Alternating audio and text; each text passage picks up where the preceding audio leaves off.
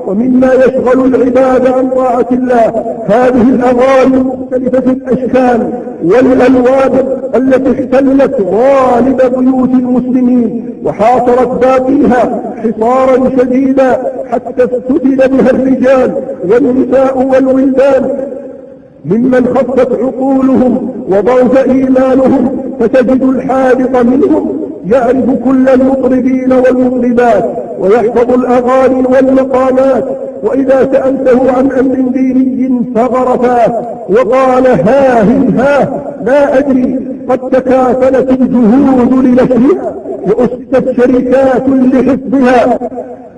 قد والله صدق المصطفى صلى الله عليه وسلم حين أخبر أنه يكون من أمته أقوام يستحلون الحر والحرير والخمر والمعازف فهم يفعلونها على أنها حلال إن لم تكن لديهم واجب أو فرض. وما أحسن وصف الله تعالى لحاله وشأنه وتحذيره منهم حين قال: ومن الناس من يشتري لهو الحديث ليضل عن سبيل الله بغير علم ويتخذها هزوا أولئك لهم عذاب مهين.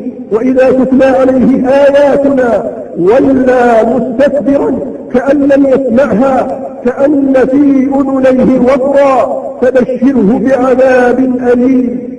فهو يشتري لهو الحديث.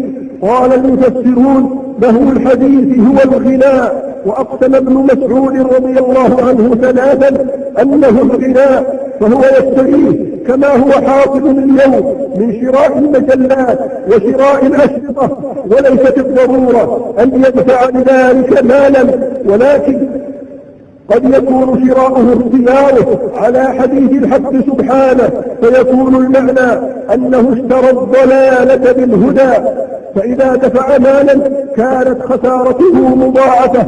فإذا تليت عليه آيات الله أعرض عنها وولى مدبر وأدبر وصم أذنيه كأن لم يسمعها لأنها تؤذيه.